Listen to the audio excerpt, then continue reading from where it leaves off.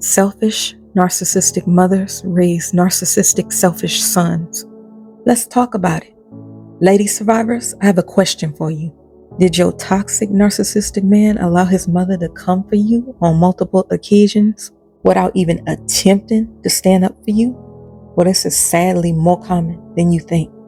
Testify and let me know down below in the comments about what you experienced and how you were treated.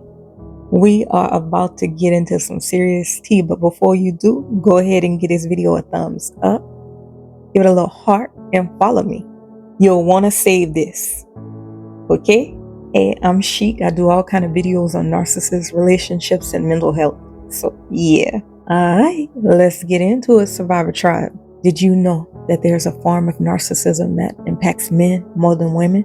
This form of narcissism actually stems from a very unhealthy mother-son attachment relationship. Studies prove that men raised by narcissistic mothers are at a slightly greater risk of also becoming narcissistic. It's possible for a son with a narcissistic mother to either become codependent or narcissistic. What happens is the mother will put her son up on a pedestal before the world like a trophy. His little ego will then become a big nasty one. Now, when the child no longer pleases Mama Bear, she starts resenting him. For example, if he acts out, gets in trouble, or just simply doesn't please her, he then grows up to resent her.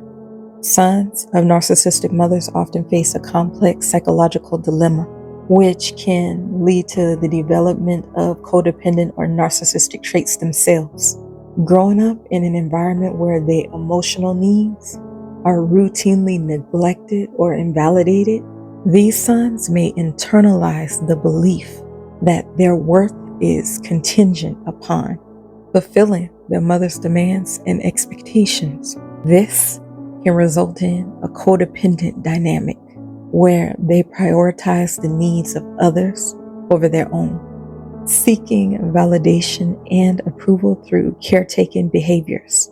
Alternatively, some sons may adopt narcissistic traits as coping mechanisms, mirroring their mother's self-centeredness and entitlement as a means of asserting control and protecting themselves from further emotional harm. Psychologically, this phenomenon can be understood through attachment theory, as sons of narcissistic mothers may develop insecure attachment styles, characterized by either anxious preoccupation or dismissive avoidance.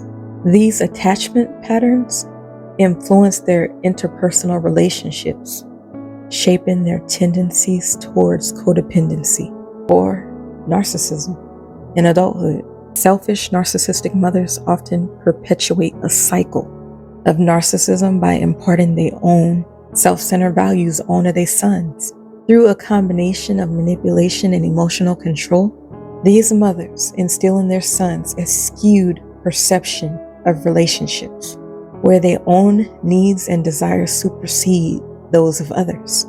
In such households, the daughter-in-law becomes a target of mistreatment, as the mother-in-law's narcissistic tendencies manifest in criticism, manipulation, and invalidation of the daughter-in-law's feelings and experiences. The son, conditioned to prioritize his mother's approval and uphold family loyalty, often passively allows this mistreatment to continue, reinforcing the toxic dynamic.